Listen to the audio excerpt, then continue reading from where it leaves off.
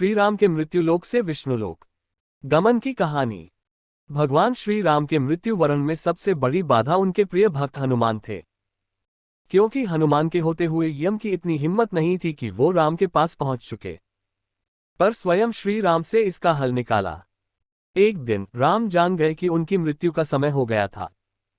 वह जानते थे कि जो जन्म लेता है उसे मरना पड़ता है। यम को मुझ तक आने दो, मेरे लिए वैकुंठ, मेरे स्वर्गिक धाम जाने का समय आ गया है, उन्होंने कहा। लेकिन मृत्यु के देवता यम अयोध्या में घुसने से डरते थे, क्योंकि उनको राम के परम भक्त और उनके महल के मुख्य प्रहरी हनुमान से भय लगता था। यम के प्रवेश के लिए हनुमान को हटाना जरूरी था, इसलिए राम ने अपनी अंगूठी को महल के फर्श के एक छेद में से गिरा दिया और हनुमान से इसे खोजकर लाने के लिए कहा।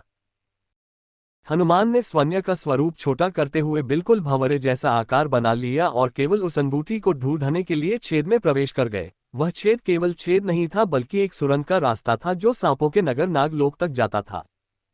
हनुमान नागों के राजा वासुकी से मिले और अपने आने का कारण बताया। वासुकी हनुमान को नागलोक के मध्य में ले गए, जहां अंगूठियों का पहाड़ जैसा ढेर लगा हुआ था। यहां आपको राम की अंगूठी अवश्य ही मिल जाएगी, वासुकी ने कहा। हनुमान सोच में पड़ गए कि वो कैसे उसे ढूंढ पाएंगे, क्योंकि ये तो भूसे में सुई ढूंढने जैसा था। लेकिन सौभाग्य से जो पहली अंगूठी उन्होंने उठाई वो राम की अंगूठी थी।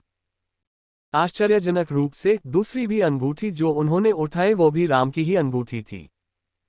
वास्तव में वो सारी अंगूठी जो उस ढेर में थीं, सब एक ही जैसी थी। इसका क्या मतलब है? वह सोच में पड़ गए। वासुकी मुस्कुराए और बोले, जिस संसार में हम रहते हैं वो सृष्टि व विनाश के चक्र से गुजरती है। इस संसार के प्रत्येक सृष्टि चक्र को एक कल्प कहा जाता है। हर कल्प के 4 युग या 4 भाग होते हैं। दूसरे भाग या त्रेता युग में राम अयोध्या में जन्म लेते हैं।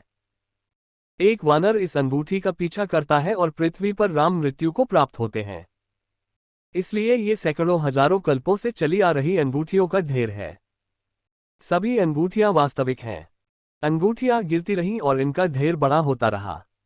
भविष्य के रामों की अंगूठियों के लिए भी यहां काफी जगह है। हनुमान जान गए कि उनका नागलोक में प्रवेश और अंगूठियों के पर्वत से साक्षात कोई आकस्मिक घटना नहीं थी। ये राम का उनको समझाने का मार्ग था कि मृत्यु को आने से रोका नहीं जा सकेगा। राम मृत्यु को प्राप्त होंगे, संसार समाप्त होगा, लेकिन हमेशा की तरह संसार पुनः बनता है और राम भी पुनः जन्म लेंगे।